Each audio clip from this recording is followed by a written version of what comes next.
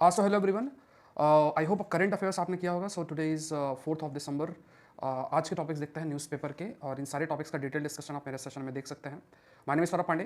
नीचे लिंक दे रखा है। मॉर्निंग में डिटेल सेशन आपका डिटेल डिस्कशन होता है। पहला white noise versus coloured noise, ये कंसेप्ट है। तो वाइट नॉइज क्या है? कंप्लीटली रैंडम नॉइज है। रैंडम नॉइज मतलब जैसे एक थोड़ा सा वॉइस आया, जैसे ऐसा एक वॉइस आया, ठीक है, और ये इंडिपेंडेंट वॉइस है, तो कंप्लीटली रैंडम वॉइस है where each movement is independent of the previous movement.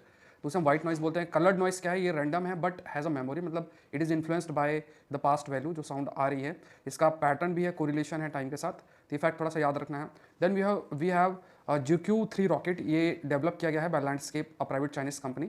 2 stage rocket है जिसमें मेथालॉक्स का यूज़ किया गया है। पार्शियली रीयूजेबल है। इसको अभी टेस्ट किया गया है कि स्पेस एक्स के जो रीयूजेबल रॉकेट है उसकी तरीके से, बट वो सक्सेसफुल अभी नहीं हुआ है। इसमें TQ-12 इंजन का यूज़ किया पहले स्टेज में। TQ-15 सेकेंड स्टेज के अंदर इंजन जो है वो यूज़ किया गया। इट मार्क्स चाइना's closest private rival to SpaceX Falcon 9 इन रीयूजेबल रॉकेट्री। मतलब Falcon 9 के साथ कम्पीट जो है वो कर रहा है। नेक्स्ट आपको क्रेडाई वर्सेस वन शक्ति supreme court review on x post facto environment clearance. तो इसमें देखिए क्रेडाई और वन शक्ति केस है, जिसको ऑनरेबल कोर्ट ने अभी रिव्यू भी किया है, और उसमें जो भी जजमेंट दिया गया था मई 2025 में, उसको स्टक डाउन किया गया है। मतलब पहले जो जजमेंट दिया गया था कि कोई भी प्रोजेक्ट अगर उसे एनवायरमेंट क्लियरेंस नहीं मिला है तो फिर उसको रेट्रोस्पेक्टिव वे में जो एनवायरमेंट क्लियरेंस है वो आपको लिया जा सकता है। लेकिन ये जो जजमेंट मई 2025 का है, इसको हटाया गया है, और अब जो है ये कहा गया है कि मतलब इन सर्टेन कंडीशंस जो एनवायरमेंट क्लियरेंस है वो लिया जा सकता है रेट्रोस्पेक्टिव वे के अंदर भी। अब इस चीज़ के भी कई अपोजिशन किए गए हैं।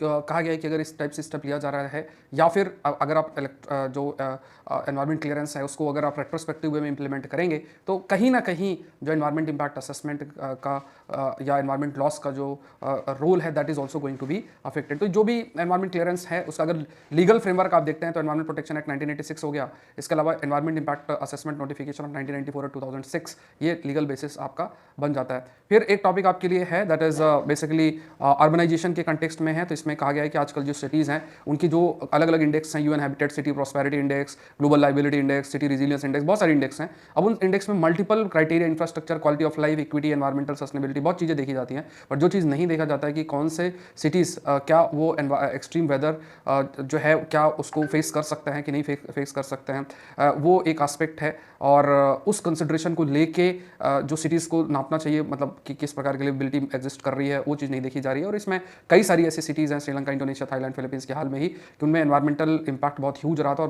बहुत सारे लोग भी जो है वो अफेक्ट हुए थे। तो ये सारे टॉपिक है, और भी कुछ टॉपिक्स हैं, तो ये सारे टॉपिक्स आप मेरे सेशन में देख सकते हैं। सिविल सर्विस की तैयारी करना अकेडमी से जरूर से जुड़ें। So thank you everyone, thank you.